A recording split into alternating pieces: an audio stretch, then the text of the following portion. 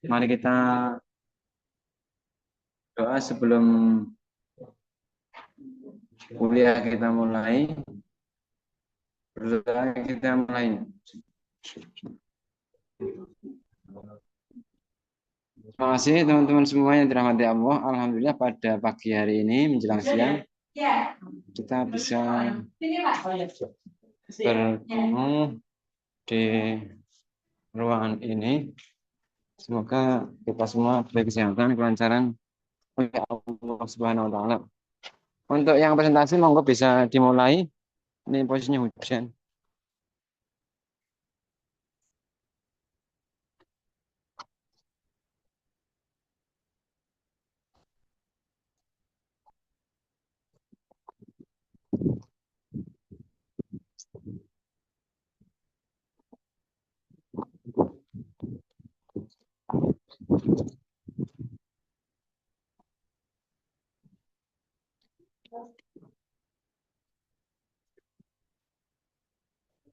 Adam, silakan bisa dimulai teman-teman.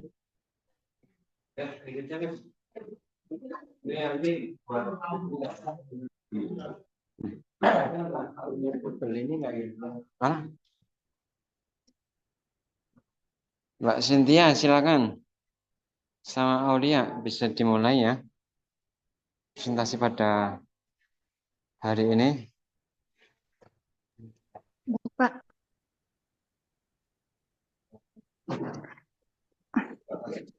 Mulai ya, Pak? Ya, dimulai silakan. Assalamualaikum warahmatullahi wabarakatuh. Waalaikumsalam warahmatullahi wabarakatuh. Alhamdulillahirrahmanirrahim. Assalatu wassalamu ala asrofil anbiya'i wal mursalin wa ala alihi wasallam. Baiklah, di sini saya sebagai moderator dan rekan saya Aulia Putri Mantika akan membahas tentang hadis tentang perilaku manusia.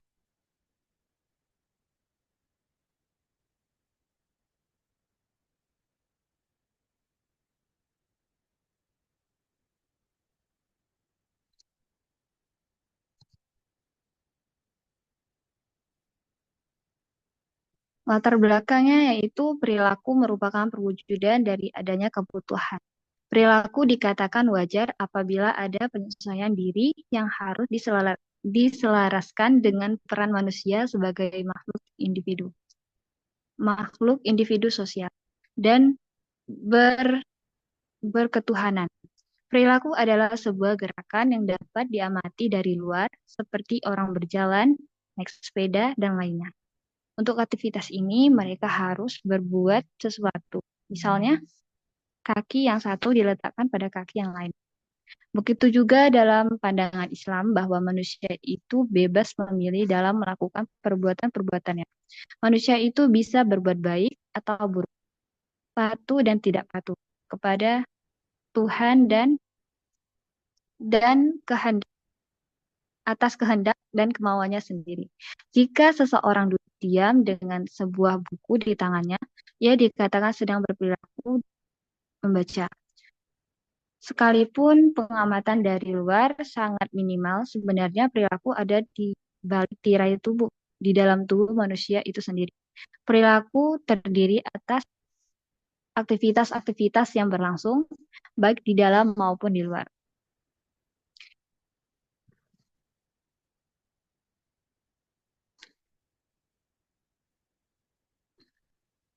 Pembahasan, yaitu Islam memandang manusia memiliki potensi atau bakat alami sebagai fitrah. Fitrah istilah yang menjadikan sebagai manusia bebas untuk berperilaku karena dalam diri manusia terdapat potensi yang ada sejak manusia dilahirkan. Sebagaimana yang terdapat dalam hadis berikut. Yaitu dari Abu Hurairah radhiyallahu anhu berkata, Rasulullah Shallallahu alaihi wasallam bersabda, setiap anak dilahirkan menurut fitrah, ciptaan asli. Kedua ibu bapaknya yang menyebabkan anak itu beragama Yahudi dan Nasrani. Sebagaimana binatang ternak dilahirkan, adakah kamu dapati yang telah dipotong atau dilubangi hidungnya hidungnya hidungnya sehingga kamu tidak perlu lagi memotongnya? Mereka bertanya lagi, "Ya Rasulullah, bagaimana pendapat engkau tentang anak yang meninggal di waktu kecil?" Jawab Nabi, "Allah lebih mengetahui apa yang mereka kerjakan." Hadis riwayat Bukhari. Hadis di atas menunjukkan bahwa sejak manusia dilahirkan, manusia memiliki potensi sebagai fitrah yang dapat berkembang. Maka dengan fitrah ini manusia bebas untuk berperilaku terhadap potensi yang ada sejak awal manusia diciptakan. Akan tetapi, fitrah itu akan hilang jika fitrah tersebut tidak dipelihara atau dirawat sebagai fitrah manusia. Maka tidak heran jika manusia akan berperilaku buruk karena manusia memiliki kebebasan untuk berperilaku. Dalam Islam, perilaku yang tidak baik itu dapat diubah menjadi baik karena pada dasarnya manusia itu dilahirkan dalam keadaan baik atau keadaan fitrah. Hadis di atas menggambarkan bahwa lingkungan sangat menentukan manusia menjadi baik atau buruk. Melalui lingkungan manusia dapat belajar, baik itu lingkungan dalam keluarga maupun di luarnya. Dari proses belajar, itulah perilaku manusia dibentuk. Pengertian perilaku dalam Islam. Perilaku dalam Islam disebut akhlak. Akhlak adalah tingkah laku yang dilakukan berulang kali. Akhlak dalam bahasa Arab berasal dari kata khuluq yang berarti tingkah laku, perangai, atau tabiat. Secara istilah, Imam Al-Ghazali menyebutkan bahwa akhlak adalah suatu sifat baik yang biasanya akan memiliki akhlak yang baik juga. Dan sebaliknya, jika seseorang yang memiliki sifat tidak baik cenderung memiliki akhlak yang tercela. Kata akhlak menunjukkan sejumlah sifat tabiat fitrah atau asli pada manusia dan sejumlah sifat yang diusahakan. Sehingga seolah-olah fitrah akhlak ini memiliki dua bentuk. Pertama, bersifat hatiniah atau kejiwaan. Dan yang kedua bersifat zahiriah yang berwujud dalam perilaku. Inilah pengertian akhlak secara garis besar sebagaimana dalam beberapa kamus. Ketika Hisham bin Amir bertanya kepada istri Nabi, yaitu Aisyah radhiyallahu anha, tentang akhlak Rasulullah SAW, Aisyah menjawab, dari Aisyah radhiyallahu anhu berkata, akhlak Nabi Allah Shallallahu Alaihi Wasallam adalah Al-Quran. Hadis riwayat Muslim. Sangat tepat jika Allah mengutus Muhammad Shallallahu Alaihi Wasallam untuk mendidik umat manusia agar berakhlak mulia. Sebagaimana Rasulullah SAW bersabda, sesungguhnya aku diutus hanya untuk menyempurnakan kemuliaan akhlak. Hadis riwayat Al-Bukhari dan Abu Hurairah. Maka dari itu, agama Islam melalui Rasul Muhammad SAW mengajarkan adab atau dengan kata lain akhlak mulia kepada umatnya di segala bidang kehidupan. Pengertian perilaku dalam psikologi. Perilaku adalah tindakan atau aktivitas dari manusia itu sendiri yang mempunyai bentangan yang sangat luas, antara lain berjalan, berbicara, menangis, tertawa, bekerja, kuliah, menulis, membaca, dan sebagainya. Dari uraian ini dapat disimpulkan bahwa yang dimaksud perilaku manusia adalah semua kegiatan atau aktivitas manusia, baik yang diamati langsung maupun tidak dapat diamati oleh pihak luar. Perilaku juga diartikan sebagai suatu reaksi psikis seorang terhadap lingkungannya. Reaksi yang dimaksud digolongkan menjadi dua, yaitu bentuk pasif tanpa tindakan nyata atau konkret. Yang kedua bentuk aktif dengan tindakan konkret. Lalu faktor-faktor yang mempengaruhi perilaku manusia. Yang pertama, genetika. Yang kedua, sikap adalah suatu ukuran tingkat kesukaan seseorang terhadap perilaku tertentu. Yang ketiga ada norma sosial, adalah pengaruh tekanan sosial. Yang keempat, kontrol perilaku pribadi adalah kepercayaan seseorang mengenai sulit tidaknya melakukan suatu perilaku. Konsep perilaku dalam psikologi, di antaranya Skinner yang dikutip oleh Noto Mojo mengatakan bahwa dalam perumusan sebuah tingkah laku dapat dilakukan dengan berbagai respon dan juga reaksi yang bisa didapatkan dari adanya stimulus atau rangsangan dari luar. Untuk itu, dalam perilaku yang satu ini melalui proses adanya stimulus terhadap organisme dan kemudian organisme tersebut merespon, sehingga dalam teori Skinner disebut dengan teori SOR atau sebuah stimulus organisme respon. Yang kedua, menurut Ensiklopedia Amerika, pada perilaku manusia, perilaku psikologis inilah yang mendominan perilaku yang banyak pada diri manusia dan adanya perilaku yang refleksif. Selanjutnya ada pengertian pembentukan perilaku manusia. Proses pembentukan dan perubahan di atas Mbak. Oke, udah. Proses pembentukan dan perubahan perilaku ini menggambarkan proses belajar pada individu.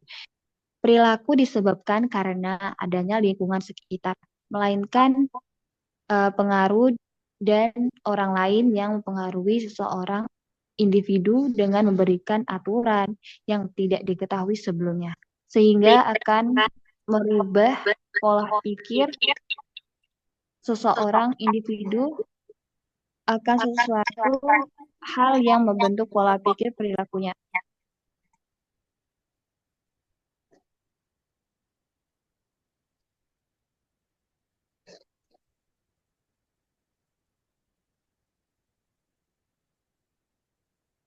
Adanya proses pembentukan perilaku dalam psikologi menjadi hal yang menarik ketika kita memperhatikan kebiasaan yang ada pada orang-orang sekitar kita. Sebagai ilmu yang pelajari perilaku, sudah pasti psikologi akan menjelaskan banyak hal mengenai bagaimana seseorang bisa berperilaku, bagaimana kebiasaan dan hal-hal lain terkait dengan sikap dan sifat manusia. Itulah yang berusaha dipelajari dalam psikologi. Cara pembentukan perilaku sebagai berikut. Yang pertama, cara pembentukan perilaku dengan conditioning atau kebiasaan.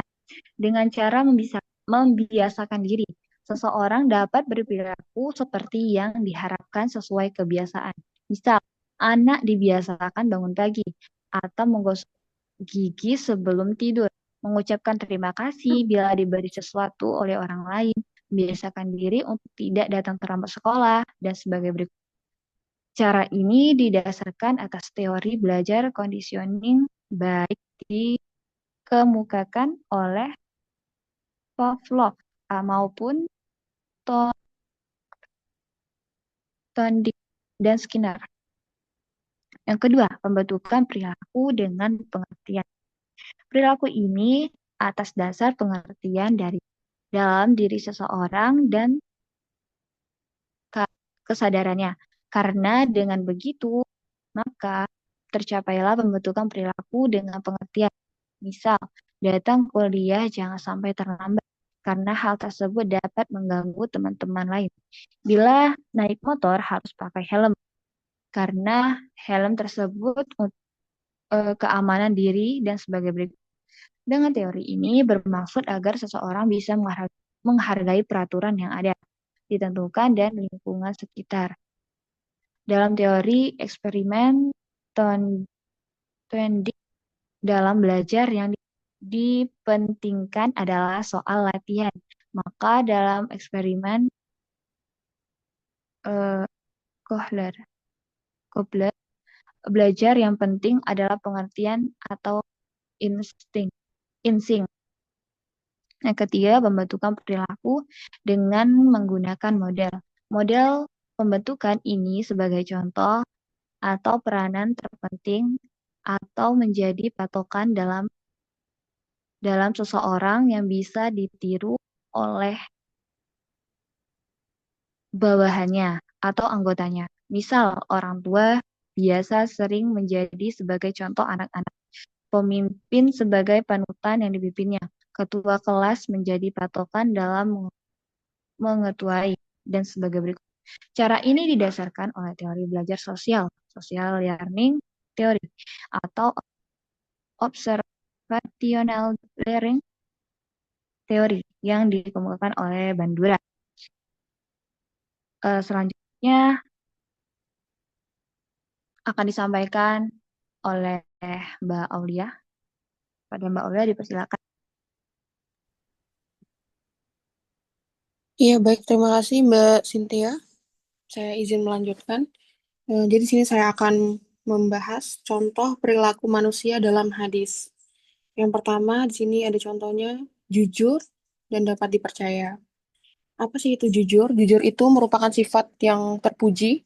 Jadi Allah itu sangat menyanjung orang-orang yang mempunyai sifat jujur dan menjanjikan balasan yang berlimpah untuk mereka. Termasuk dalam jujur adalah jujur kepada Allah, jujur dengan sesama, dan jujur kepada diri sendiri. Jadi sebagaimana yang terdapat dalam hadis yang sahih bahwa Nabi Shallallahu Alaihi Wasallam bersabda dari Abdullah bin Mas'ud radhiyallahu anhuma, ia berkata, Rasulullah Shallallahu Alaihi Wasallam bersabda, hendaklah kalian selalu berlaku jujur karena kejujuran membawa kepada kebaikan. Dan kebaikan mengantarkan seseorang ke surga, dan apabila seseorang selalu berlaku jujur dan tetap memilih jujur, maka akan dicatat di sisi Allah sebagai orang yang jujur. Dan jauhilah oleh kalian berbuat dusta, karena dusta membawa seseorang kepada kejahatan. Dan kejahatan mengantarkan seseorang ke neraka, dan jika seseorang senantiasa berdusta dan memilih kedustaan, maka akan dicatat di sisi Allah sebagai pendusta atau pembohong. Hadis tentang perilaku manusia sebagaimana yang dijelaskan dalam hadis tersebut bahwasanya manusia harus bersikap jujur serta tidak berdusta dalam perkataannya. Perilaku jujur ini juga adalah sikap berkata dan berperilaku sesuai dengan kenyataan tanpa berbohong, dan perilaku jujur merupakan salah satu sifat baik yang perlu dimiliki oleh setiap individu. Allah Azza wa Jalla memberitahukan nilai kejujuran, bahwa kejujuran itu merupakan kebaikan sekaligus penyelamat. Sifat itulah yang menentukan nilai amal perbuatan, karena kejujuran merupakan ruhnya. Seandainya orang-orang itu benar-benar ikhlas dalam beriman dan berbuat taat, niscaya kejujuran adalah yang terbaik bagi mereka. Dan di sini kami mengutip perkataan Imam Ibnul Qayyim Al-Jauziyah rahimahullah, bahwa beliau pernah menerangkan tentang sifat as-siddiq atau kejujuran dengan perkataannya, yaitu kejujuran ibarat sebuah pedang Allah di muka bumi, tidak ada sesuatu pun yang diletakkan di atasnya melainkan akan terpotong olehnya. Dan tidaklah kejujuran menghadapi kebatilan, melainkan ia akan melawan dan mengalahkannya. Serta tidaklah ia menyerang lawannya, melainkan ia akan menang.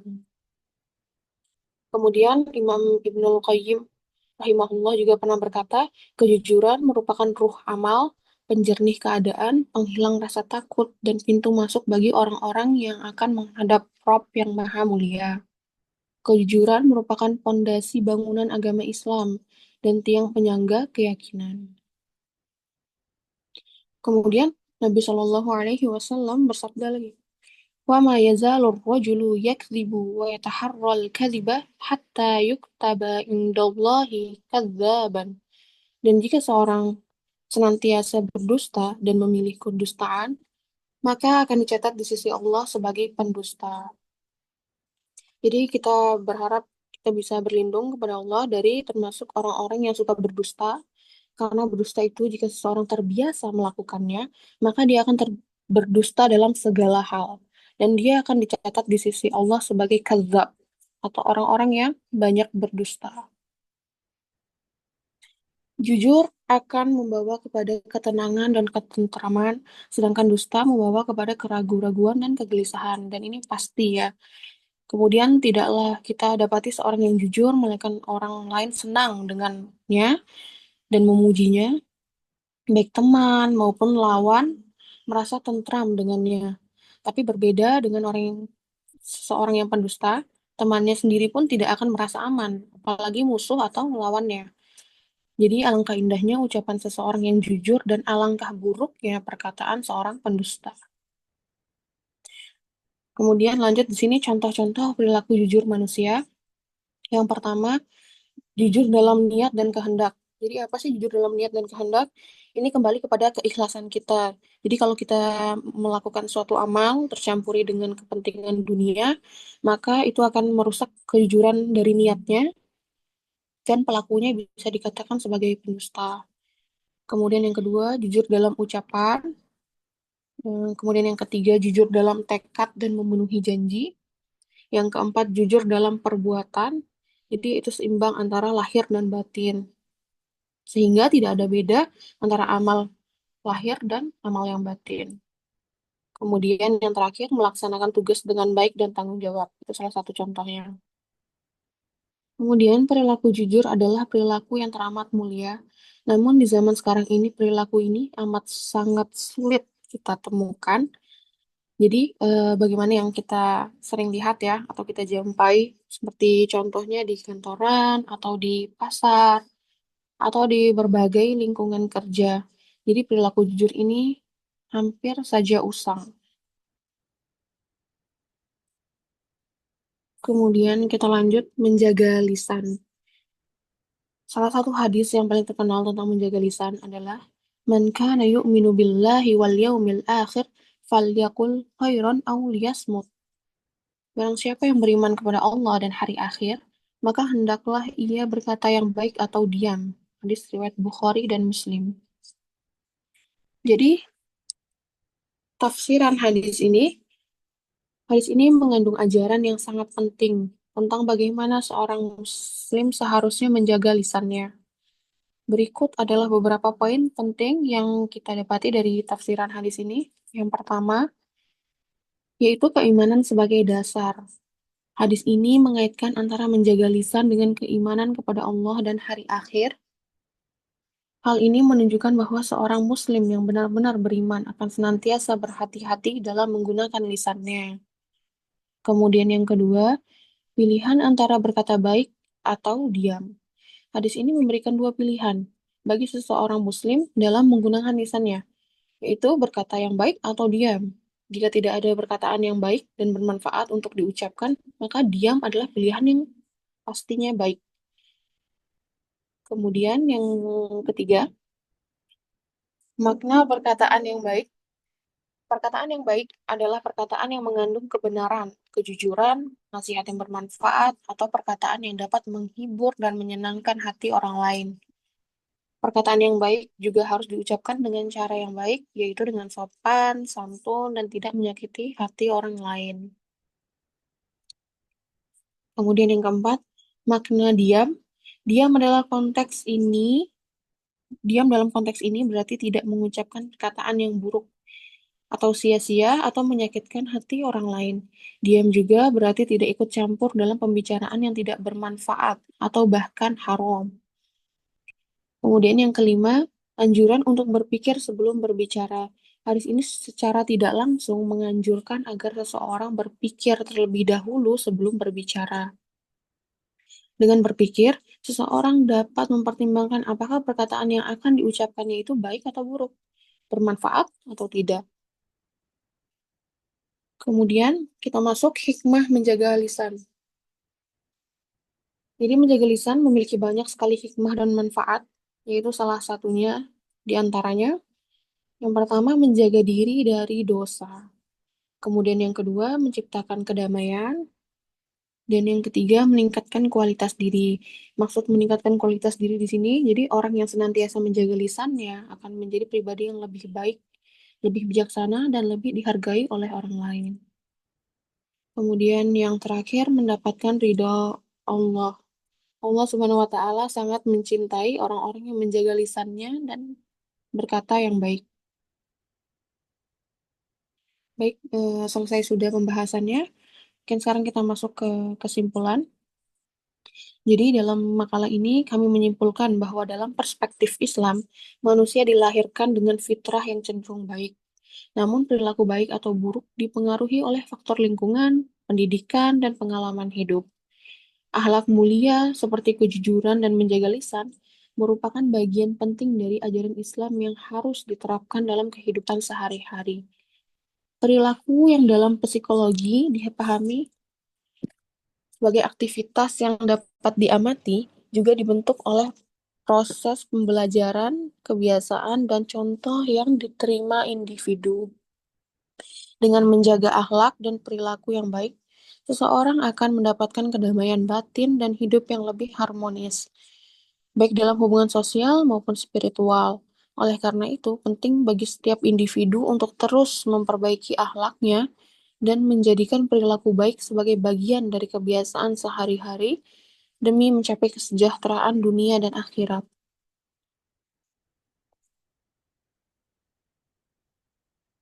Ya, baik, terima kasih. Mbak Cynthia boleh mengambil alih?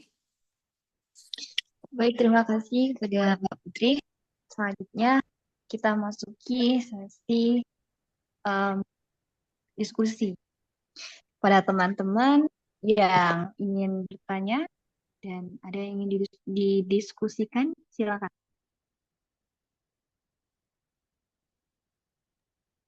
Izin bertanya, Mbak. Iya, Mbak. Manusia itu kan punya sifatnya kadang bisa berubah-ubah gitu ya, Mbak. Ya, Kadang ada yang baik, kadang ada yang buruk. Terus kalau misal kita pengen buat berubah itu, bisa nggak sih apa kebiasaan buruk itu nggak bisa hilang gitu? Gitu aja sih, Mbak. Terima kasih. ya. Jadi pertanyaan yang tadi Mbak Putri, em, bisa nggak kebiasaan buruk itu bisa diubah? Gitu ya Mbak Putri? Ya, betul. Apa nggak bisa gitu? Oh, baik Mbak Putri. Terima kasih. Pertanyaan yang lain? Saya, Mbak. Ya Mbak. Mbak, aku mau tanya, gimana sih caranya mengontrol lisan di kita sendiri dan mengontrol emosi kita terhadap lisan orang lain? Jadi gitu aja, Mbak. Jadi biar nggak Baik. apa ya memberikan feedback yang buruk gitu terhadap lisan orang lain yang buruk gitu. Terima kasih. Baik, terima kasih Mbak.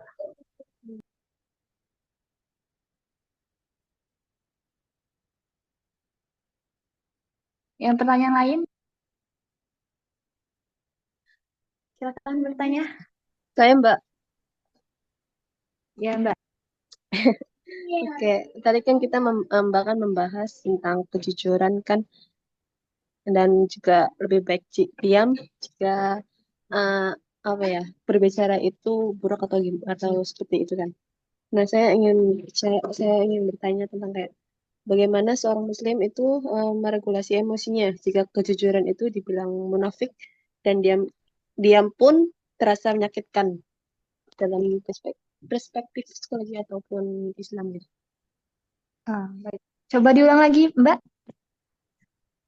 Bagaimana seorang pertanyaannya. muslim, bagaimana seorang muslim meregulasi emosinya jika kejujuran itu dianggap munafik di dalam suatu wadah atau kayak organisasi gitu ya.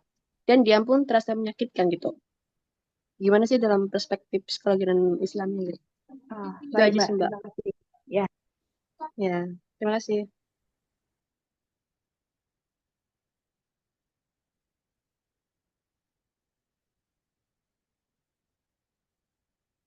sebentar ya Mbak.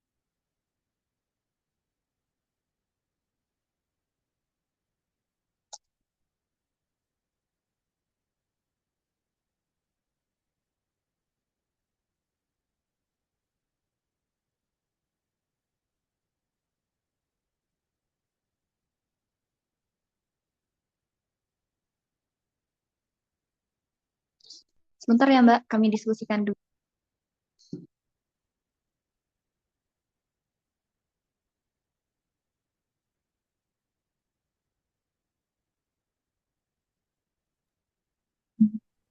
Afan boleh bertanya? Ya, boleh Mbak. Hmm. Pertanyaannya, bagaimana jika di dalam suatu hal seharusnya saya berkata jujur, tapi karena banyak pertimbangan, sedangkan jujur itu kan baik dan diharuskan untuk seorang muslim, tapi saya memilih lebih banyak diam untuk menghindari banyak kemudaratan atau mungkin perkelahian dengan seseorang, jadi saya lebih memilih diam. Saya tidak berkata jujur. Jadi itu bagaimana menurut pandangan antum berdua? Baik, baik. Sekilas waktu. Ya.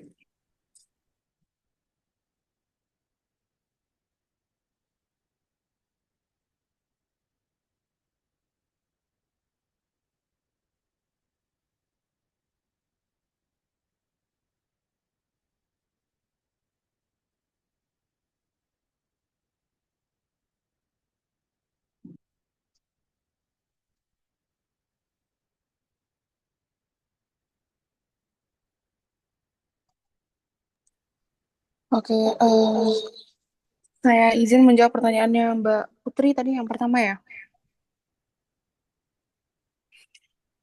Jadi pertanyaannya yang saya tangkap ya tadi, apakah perilaku buruk itu bisa diubah atau tidak? Karena eh, itu ya kurang lebih pertanyaannya ya.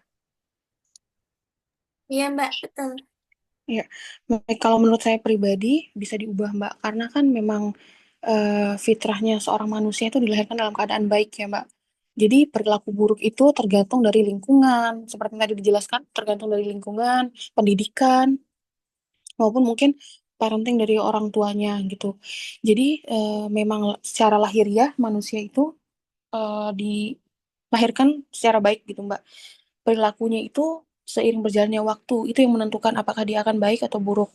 Dan untuk mengubahnya pun itu jadi harus ada kesadaran dari pribadi itu sendiri dan pengakuan dari pribadi itu atas eh, perilaku buruknya. Kemudian harus niat dalam diri sendiri dan berkomitmen untuk mau berubah menjadi yang lebih baik lagi. Dan yang pastinya kita tetap meminta pertolongan Allah. Seperti itu, Mbak Putri. Baik, Mbak. Tapi kalau misal berubah terus nanti buruk lagi itu gimana, Mbak? Kayak nggak konsisten gitu loh, Mbak. Iya, Mbak. Jadi memang kita kan tidak bisa menjamin ya kalau misalnya kita mau berubah menjadi lebih baik nanti suatu saat kita tidak akan ke-trigger atau mungkin berubah menjadi yang lebih buruk mungkin karena lingkungan atau pengaruh teman gitu. Nah, tapi itu Mbak. Jadi kita harus niat dalam diri kita sendiri, kita tekadkan kalau kita mau berubah menjadi lebih baik dan kita butuh kesabaran serta yaitu konsisten. Jadi mungkin pelaku yang buruk atau kebiasaan buruk itu diganti menjadi yang hal-hal yang positif. Jadi terus mengsugesti diri agar mau berubah menjadi pribadi yang lebih baik lagi. Dan tentunya itu harus disertai dengan lingkungan yang baik juga, Mbak. Gitu. Mbak, makasih ya, Mbak. Iya, terima kasih Mbak Putri. Kalau ada sanggahan, boleh ditambahkan.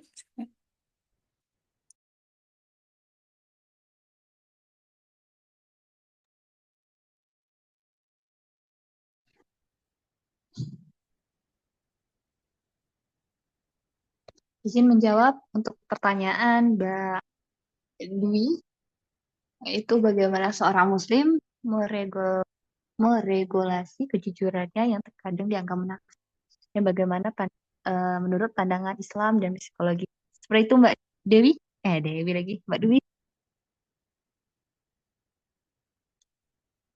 Coba Mbak ulangin Mbak. Udah saya lagi ini kerjaan. Oh, oke oke. Bagaimana seorang Muslim meregulasi kejujurannya yang terkadang Emosinya. dianggap menakut. Gimana? Bagaimana seseorang Muslim itu meregulasi kejujuran Mm-mm, ya mm-mm. kejujurannya karena kejujuran itu kan dianggap munafik tapi diam itu terasa menyakitkan kan gitu. Oke, izin menjawab ya Mbak. Ya, Hmm. Seorang muslim bisa meregulasi kejujurannya dengan memahami batasan yang diberikan oleh Islam dan menetapkan prinsip psikologi komunikasi yang baik. Islam mengajarkan untuk jujur, tetapi juga memberikan keleluasaan dalam situasi tertentu. Dalam psikologi, kejujuran harus diimbangi dengan empati dan kesadaran sosial agar tidak disalahartikan sebagai kepalsuan. Yang penting adalah niat dalam hati untuk selalu berbuat baik dan memperbaiki diri. Jika niat kita benar, insya Allah kejujuran kita akan dihargai dan tidak dianggap sebagai kemunafikan. Seperti itu, Mbak. Apakah ada sanggahan atau tambahan? Silakan. Oh, berarti itu kalau misal orang-orang tetap mandang kita munafik itu gimana, Mbak? Gimana, Karena gimana? jika orang-orang kan misal di satu organisasi kan, jujur Hmm, itu dibilang ya dianggap munafik, berarti kita harus diniatkan juga benar gitu ya dalam menyampaikannya. sebentar, sebentar. Suaranya nggak jelas. Coba ulang lagi, Mbak.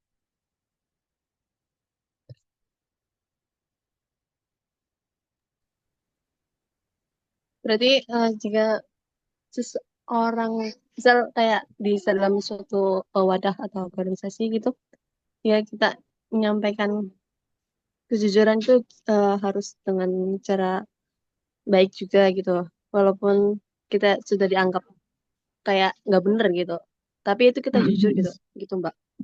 ya, ya, Mbak. Nah, Hmm. Oke, baik, makasih Mbak. oke, Mbak.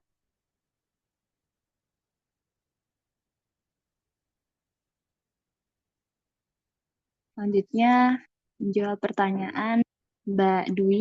Mbak Dwi lagi. Mbak Dewi, maaf, maaf. Pertanyaannya tadi, Ya, bagaimana bagaimana menjaga lisan sendiri dan orang lain? Gimana Mbak, pertanyaannya? ya, gimana sih cara kita untuk menjaga lisan diri kita sendiri dan diri kita sendiri terhadap lisan orang lain? Oke, oke. Baik, izin menjawab pertanyaannya Mbak Dewi ya. Iya, Mbak. Jadi kalau menurut saya, bagaimana cara kita mengontrol lisan kita sendiri itu? Jadi mungkin kita mulai dari berpikir dulu sebelum berbicara, Mbak. Jadi kita latih diri ini untuk menahan apa yang ingin kita sampaikan. Jadi kita pikirkan dulu apakah ini bermanfaat atau tidak, atau menyakiti hati orang lain atau tidak. Jadi itu kita latih terus gitu, Mbak. Kemudian mungkin pada saat kita emosi atau kita kesel sama seseorang, jadi kita biasakan untuk mengerem lisan itu, Mbak. Jadi pada saat kita emosi mungkin kita diam, karena kan memang ahsannya pada saat emosi itu kita diam agar bisa berpikir secara lebih positif gitu ya, Mbak. Kemudian mungkin kita harus dibarengi dengan latihan untuk berzikir atau memberikan afirmasi-afirmasi positif kepada diri kita sendiri agar bagaimana bisa menjaga lisan kita sendiri. Kemudian kalau untuk tadi mengontrol pikiran ya Mbak, yang saya tangkapnya. Jadi kalau bagaimana kalau eh, lisan orang itu menyakiti hati kita gitu. Atau misalnya, karena kan gini ya Mbak, kita kan nggak bisa mengontrol lisan orang, kita nggak bisa mengontrol orang. Jadi seperti di pelajaran stoikisme itu, kita hanya bisa mengendalikan apa yang ada dalam diri kita, dan kita tidak bisa mengendalikan orang lain gitu Mbak. Dan banyak sekali kontrol di luar kontrol kita gitu, yang bisa kita kendalikan. Jadi seperti eh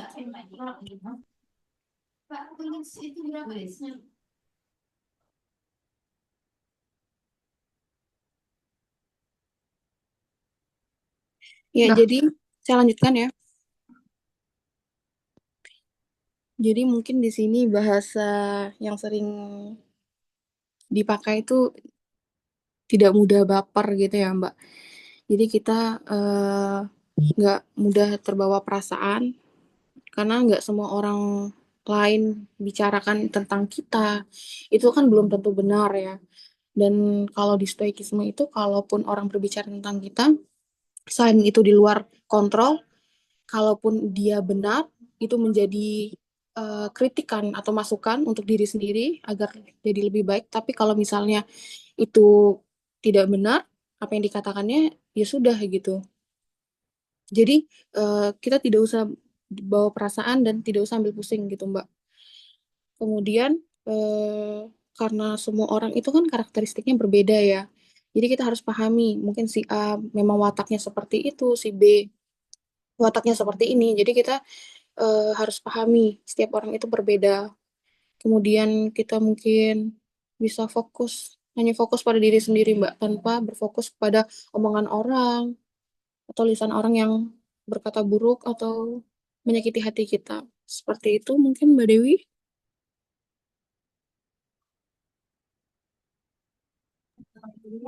Iya, Mbak. Iya, Bu. Iya, Mbak. Tapi bagaimana dengan orang yang tidak memiliki paham stoikisme? Itu yang pertama. Kemudian yang kedua, bagaimana menurut Mbak tentang suatu hal itu akan terlihat baik jika dikemas dengan suatu yang baik ya.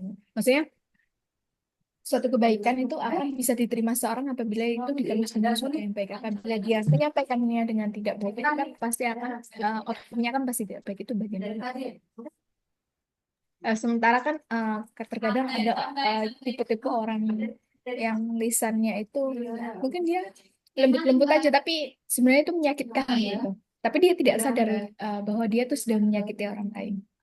Seperti itu, Mbak. Jadi bagaimana kita itu mengendalikan diri kita sendiri dan memberitahu orang itu bahwa itu ya nggak baik, tapi kayaknya orang itu nggak merasa kalau dia itu nggak baik gitu. Oke, Mbak Dewi, maaf di sini terputus suaranya. Cuma yang saya tangkap itu bagaimana kalau misalnya orang itu nggak sadar menyakiti hati kita gitu ya, Mbak? Ya, terus bagaimana dengan pendapat Mbak jika apa sesuatu yang baik itu akan menjadi baik jika dikemas dengan sesuatu yang baik. Dikemas ini maksudnya disampaikan dengan cara yang baik dan sesuatu yang baik kalau tidak disampaikan dengan sesuatu yang baik juga maka artinya juga nggak baik. Oh iya, Mbak, saya paham. Kalau menurut saya pribadi ya, Mbak, seperti yang saya sampaikan tadi, betul memang kalau kita tidak sampaikan yang baik kepada orang itu, mungkin dia nggak bisa introspeksi diri, mungkin kan dia tidak sadar ya Mbak, karena sudah menyakiti hati orang lain. Cuma kalau saya pribadi Mbak, ya itu menurut saya apa yang di luar kontrol kita itu, jadi kita tidak bisa gitu loh mengendalikan apa yang di luar kontrol kita. Jadi kita hanya bisa mengendalikan apa yang bisa kita kendalikan seperti diri kita gitu. Bagaimana kita merespon ucapan atau perilaku orang tersebut gitu Mbak. Kalau untuk memberitahu mungkin dengan cara baik-baik, tapi kan tidak ada jaminan orang itu mungkin akan mendengar apa yang kita beri masukan atau kritik seperti itu, Mbak. Jadi menurut saya lebih baik fokus ke diri sendiri, bagaimana kita nggak mudah baper, kemudian kalaupun yang dikatakan benar ya itu jadikan itu motivasi untuk diri sendiri, memperbaiki diri, kemudian kalau itu tidak benar, ya udah tidak usah didengar gitu Mbak. Jadi tidak usah dibawa perasaan, tidak usah dipikirkan. Seperti itu Mbak. Kalau saya pribadi ya Mbak.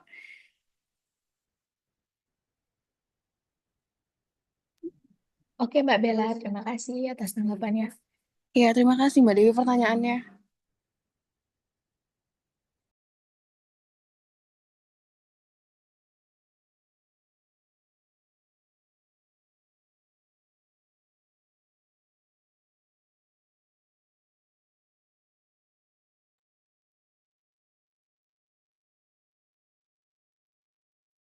Baik teman-teman, ada yang ingin bertanya lagi?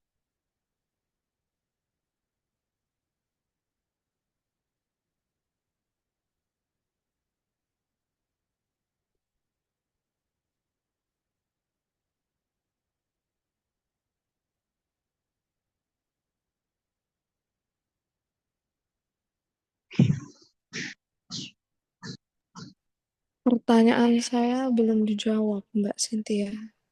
Oh iya Mbak, maaf ya Mbak. Oke. Ya benar.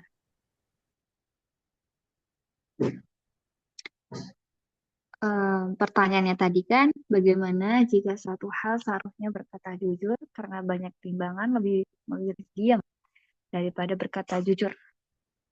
Jadi bagaimana menurut pandangan? Ya. Jadi kalau menurut eh,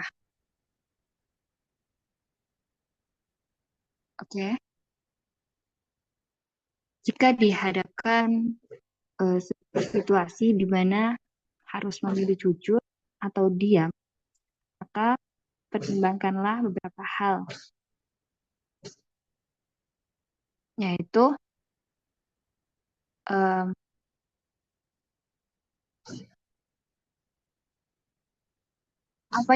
apa yang akan terjadi jika kamu berkata jujur.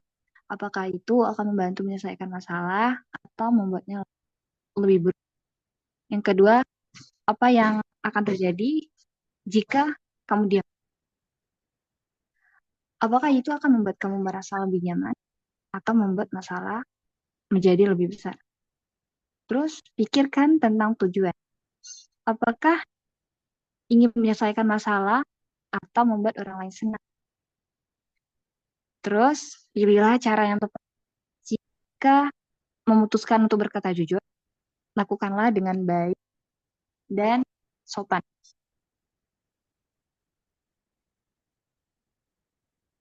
Lalu, karena kejujuran itu mahal dan dilakukan oleh orang yang berani. Itulah sebabnya banyak orang bermudah-mudahan untuk berbohong. Jadi kesimpulannya, ditimbang ya Mbak, lebih baik diam atau berkata jujur. Pertimbangannya tadi itu ada 4. Gitu Mbak. Jadilah, Baik, apakah ada akan ditambahkan atau sanggahan? Silakan. pertanyaan tambahan. Ya, Bagaimana kalau saya merasa dilema? Saya merasa dalam perspektif Islam, jujur itu harus, tapi di dalam hati dan pemikiran dan perasaan saya merasa akan tidak enak ketika mengungkapkan kejujuran. Mana yang saya pilih kira-kira? Apakah saya mengambil dalam sisi agama, saya harus berkata jujur, atau saya memikirkan hal-hal dampaknya jika saya mengungkapkannya? Karena saya merasa akan ada tidak enaknya nanti. Tapi harus sepertinya kalau dalam hal agama. Bagaimana Mbak Cynthia? oke. Eh, ini jujur tentang apa dulu Mbak? Misalnya sahabat saya melakukan sebuah kesalahan, Ya. tapi bukan yang fatal. Dan Mm-mm. saya merasa harus jujur, tapi saya memilih diam. Itu kan jelas. Jadi saya menimbang dalam pandangan agama, jelas saya harus mengatakan itu. Jujur dan dalam bentuk nasihat juga. Tapi saya memilih diam. Itu seperti apa? Oke, kalau menurut saya ya Mbak, kalau contohnya seperti itu, yang pertama, em, kita tahu apa yang dilakukan oleh teman kita itu kayak gimana. Yang pertama kita tuh kasih limit dulu.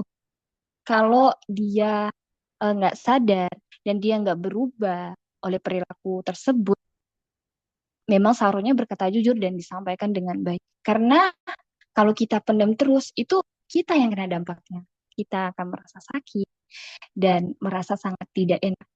Tapi kalau kita sudah jujur, kita berbicara, mengungkapkan apa yang kita rasakan, apa yang telah em, apa ya, yang pengen kita sampaikan tuh, ya udah sampaikan aja.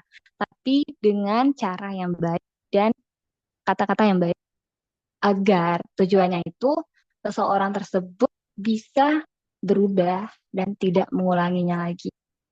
Jadi ya Mbak, em, jangan terlalu dipendam karena itu sangat tidak baik. Iya, benar. Kalau berkata jujur nanti bakal kayak gini, begini, dampaknya begini. Oke, yang pertama, pilihan itu ada di diri sendiri.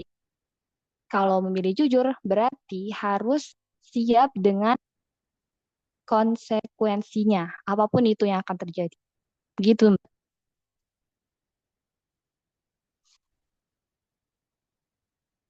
Bagaimana?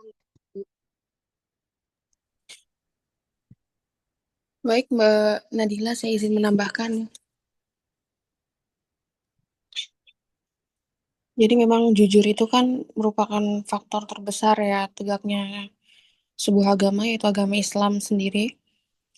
Jadi mungkin banyak yang bilang atau banyak perkataan yang berseliweran tuh diam itu adalah emas. Tapi menurut saya diam itu tidak selalu, maksudnya apa ya? Kita tidak harus selalu diam dalam segala aspek, Mbak, dalam segala situasi gitu. Memang berkata jujur itu harus ditegakkan seperti itu. Nah, tapi kalau antara diam dan juga jujur harus mengatakannya, itu balik lagi ke Mbak Nadila. Jadi Mbak Nadila yang menimbang-nimbang kapan harus berkata jujur dan kapan harus diam.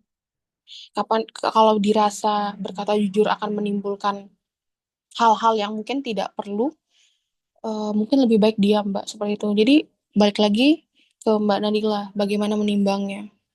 Seperti itu.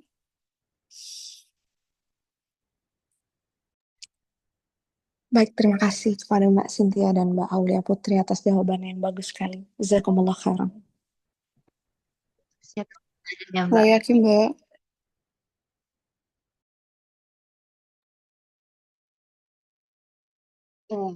Teman-teman, adakah ingin bertanya lagi?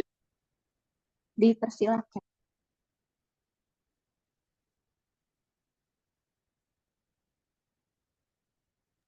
Iya, Mbak. Saya mau tanya, Mbak. Iya, Mbak Asma. Iya. Kalau dalam Islam itu, nggak tahu ini udah ada nggak Mbak pertanyaan. Kalau dalam Islam Gimana, itu Mbak? boleh nggak kita ada beberapa hal yang mungkin kita nggak apa-apa ini dusta gitu loh, Mbak. Ya, dalam hal apa kita boleh berdusta, Mbak? Oh, baik, Mbak. Bentar ya, Mbak. Kami diskusikan dulu.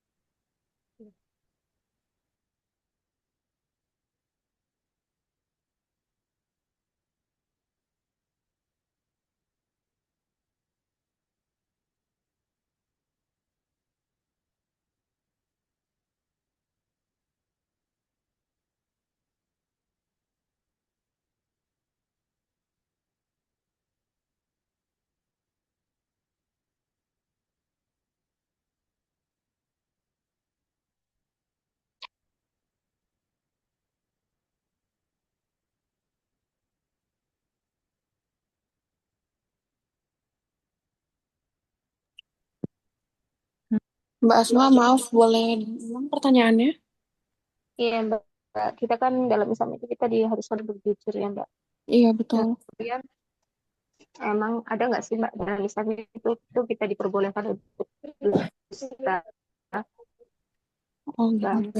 Nah, kalau memang kita diperbolehkan dalam masalah apa nih kita diperbolehkan untuk berdusta itu, Mbak? Maksudnya nggak jujur. Iya, iya, Mbak. Atau bahasanya itu boleh bohong gitu loh, Mbak. Iya, baik, Mbak.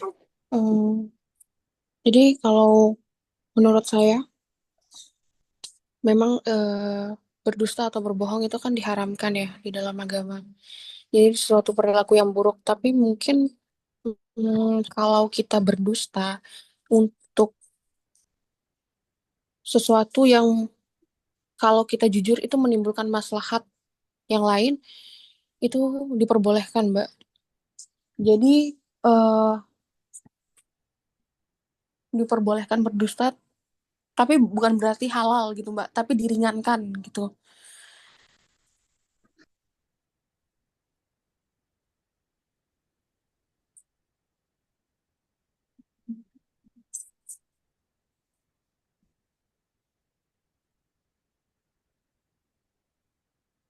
Jadi mungkin seperti contohnya mendamaikan orang yang berselisih gitu.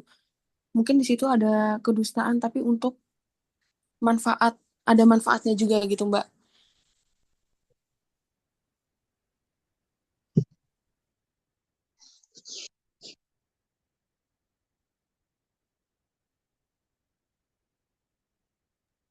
Mbak Cynthia mungkin ada mau menambahkan? Nah, baik, Mbak. Sedikit menambahkan ya, Mbak Asma.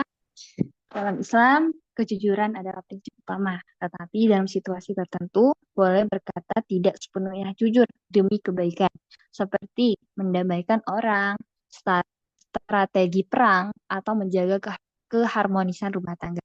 Namun, ini bukan izin untuk berbohong seenaknya, karena niatnya harus untuk kebaikan dan tidak boleh merugikan orang lain. Yang terbaik adalah tetap berusaha berkata jujur dengan cara yang bijak, agar tidak sampai terbiasa berdusta. Gitu, Mbak Asma. Gimana? Apakah ada saran atau tambahan? Dipersilahkan. Alhamdulillah, jelas Mbak. Biar jawab Mbak sekarang. Ya, terima kasih Mbak Wayaku.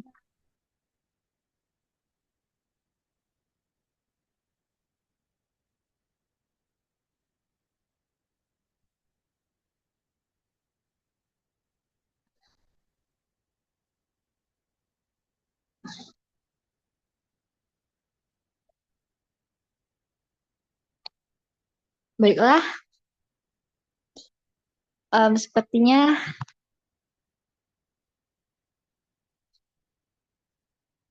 sesi pertanyaan saya tutup. Lebih dan kurangnya mohon maaf. Kita kembalikan kepada Pak Nursidik. Pada Pak Nursidik, silakan.